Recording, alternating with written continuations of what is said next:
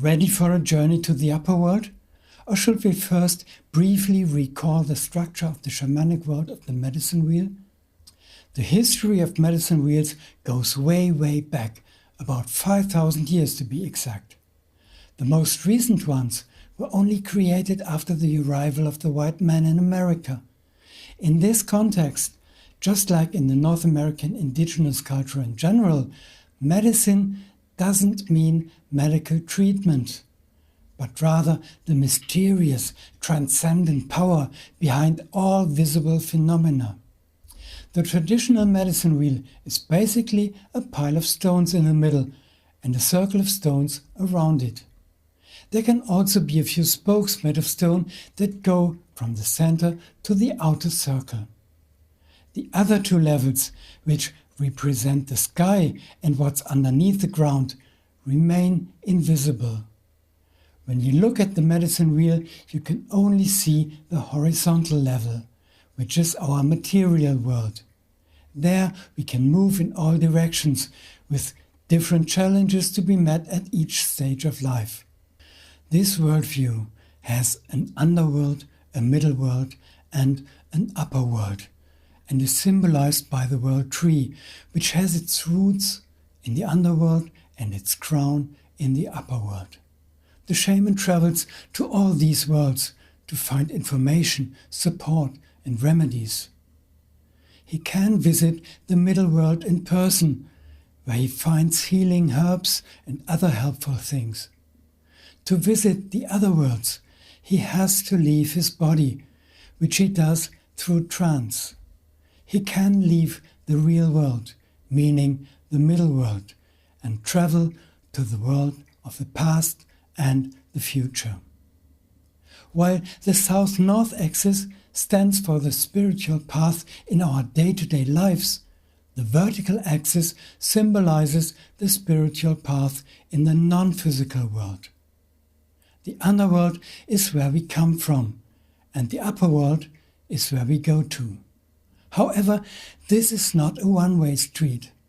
Occasionally, it can be helpful to reflect on our origins, as well as to take a journey into the future, from which we can observe our personal development. After entering the medicine wheel from the south, we went to the center, which is the place of the self, and the only place from which all directions can be reached directly. Next, we checked out the directions of sunrise and sunset before heading into the north to find the place of silence. We then traveled to the underworld, leaving just one place missing to complete our journey. The upper world is like the higher self, the ideal version of who we could have become if we had avoided getting scars, fractures, and bruises. But obviously that's impossible in our physical and soul lives.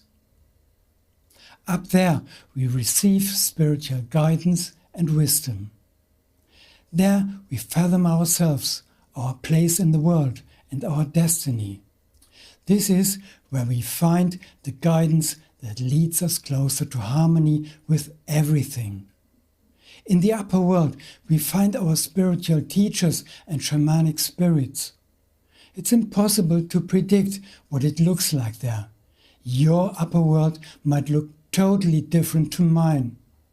Only an experienced shaman in a state of trance is able to enter someone else's upper world.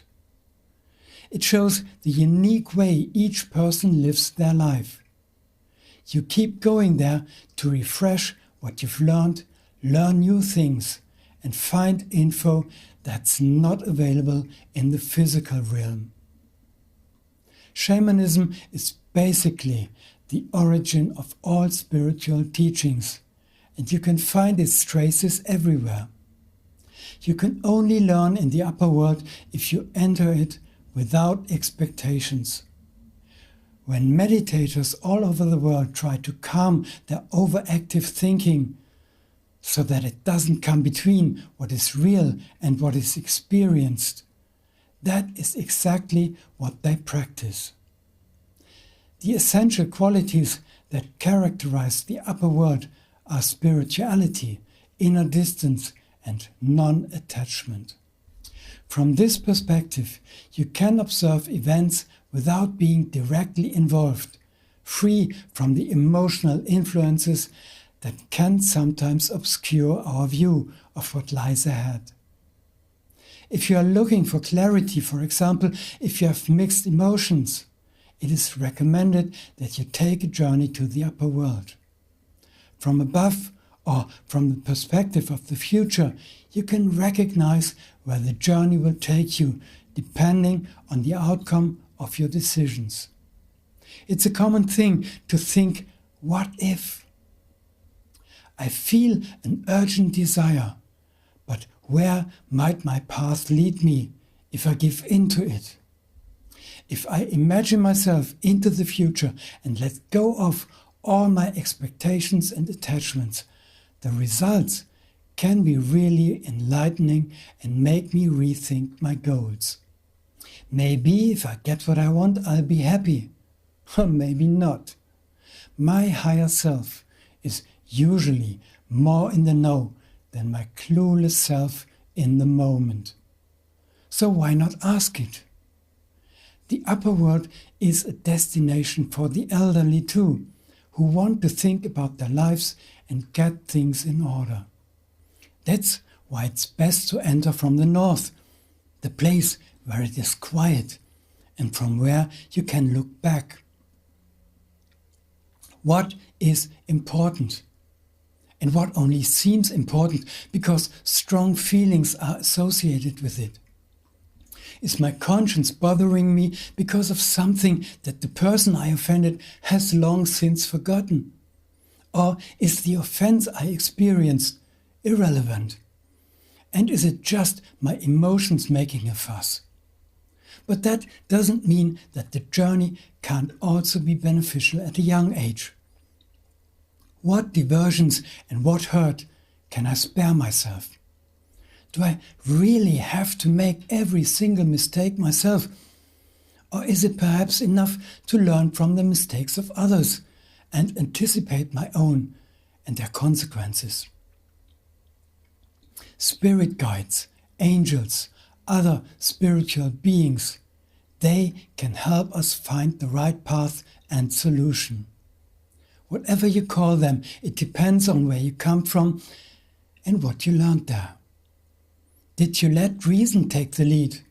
Your atheist parents, the priest, or perhaps the shaman?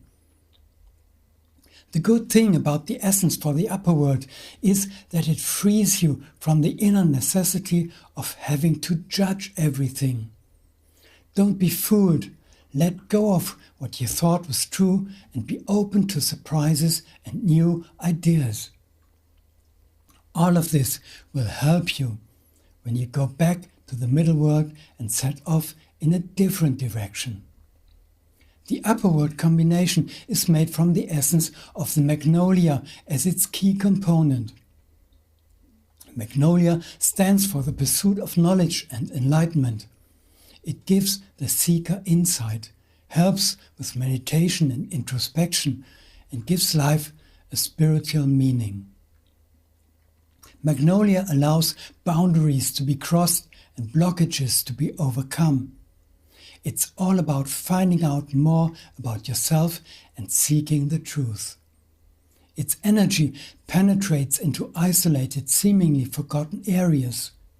It makes you feel soft, gentle, peaceful and wise, and it brings insight into the inner areas that aren't yet in balance. The goal of this essence is to promote reconciliation and peace. The gemstone of the upper world is aquamarine. This is the protective stone in the spiritual world. Its essence calms the emotions. Legend has it that sailors threw it into the water in rough seas to appease Poseidon, the god of the sea and the emotions. If you keep calm and self-confident, you can solve even the most complex problems. New paths are easier to tread in harmony friendship and trust, than in discord, mistrust and fear. And that is exactly what aquamarine supports, to keep you cool and thus maintain a clear perception instead of allowing yourself to become stressed out. The germ essence of the quintet is added by amaranth. Amaranth helps to dissociate from suffering. When someone says, "Why me?" it's usually because they are talking about something bad that has happened, like an accident or illness. As long as you ask this question, you are still deep in the problem, since you look backwards and think in terms of causes and effects. Einstein, however, said problems can never be solved with the same way of thinking that created them. Perhaps the problem arose precisely because of egocentrism and blame, which is reflected in the emotionally colored question. Dissociating from suffering creates a new perspective. Some people say they felt detached from their bodies when going through a life-threatening experience. They describe seeing themselves bleeding at the scene of the accident, but not feeling any pain. The release of endorphins is a physiological protective measure, but it does not explain why you can't see yourself from above. Pure fantasy or hallucination? Or perhaps a departure from the physical body, or even a journey to the upper world. Anyway, it protects against pain and negative feelings and dissolves tension and resistance that is unnecessary outside the body. It's often the reluctance to embrace change that ends up causing the pain. If you look at it from a distance and without inner attachment, it no longer exists. This makes change possible. Amaranth, as a germ essence, plants the seed of this ability in us. If we take good care of it and learn from it, wisdom can arise. Mother Hula pond. This is the environmental component of the blend. It's made from the water of the Mother Hula pond, which is on the Hohe Meißner mountain in Germany and has a long history. Historian Annette Rath-Beckmann assumes that the Central European Holle, meaning Frau Holle, English Mother Hulda, was worshipped as a great goddess in Celtic Germanic times, and especially in the preceding Neolithic period that came before it. Jakob Grimm, known as one of the publishers of Grimm's fairy tales, also considered Frau Holle to be a pre-Christian goddess who was recognized under her familiar name in large parts of Germany. There are finds from the Stone Age that show people have been visiting the pond for ages.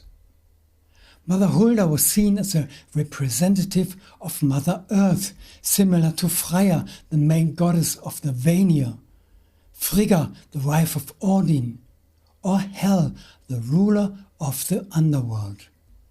She may even have been identical to the latter.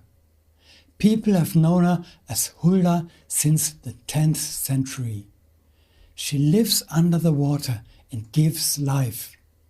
Back in the Middle Ages, Christian missionaries tried to turn her into a demon. Even though she's linked to the underworld, the pond she's tied to is on a mountain, and that's no accident. It reminds us of the vertical axis of the medicine wheel. Just like in the fairy tale of the same name, Mother Hulda represents karma and reincarnation. The path you take after death first leads to the underworld, where you have to do all these tasks that are similar to those in the middle world or in the here and now. You have to show that you've learned the lessons of the middle world. This determines the course of your following life. The lessons begin after the descent into the underworld in Mother Hula's pond on the mountain. Once they are completed, the stork picks up the newborn from the pond and takes it to its future parents. That's how this bird became a symbol of new life in Europe, representing the birth of a human being. Up there on the mountain is the place of the second chance. Here you can see the path of life untouched by human entanglements and emotional conflicts. This knowledge means you can shape your life however you want to. This is an essence of spiritual purification, of non-attachment to the worldly, and a chance to attain wisdom. Raven. The raven, the magical creature, protects the upper world. If you find a raven's feather, hold it with both hands. Think really hard about your biggest wish. Then throw it in the air and let the wind carry it away. There's no guarantee your wish will come true, but if it's from the heart and not just from your ego, and you let go of it at the same time as the feather and stop worrying about it, then it'll probably happen. Or something even better, depending on what's in the cards for you. The raven teaches you to think the unthinkable and attempt the impossible. You just have to open your eyes and miracles can happen. Stay strong, keep your faith, and remember that there's always something positive to be learned from every single experience you have. That's the message from the raven. We'd done the medicine wheel once. We could start again from the beginning or against the original direction, or simply crisscross. Maybe the info on the special features of the cardinal points and worlds has given you enough inspiration to undertake the journey on your own, and you instinctively feel when and where you should or would like to go next.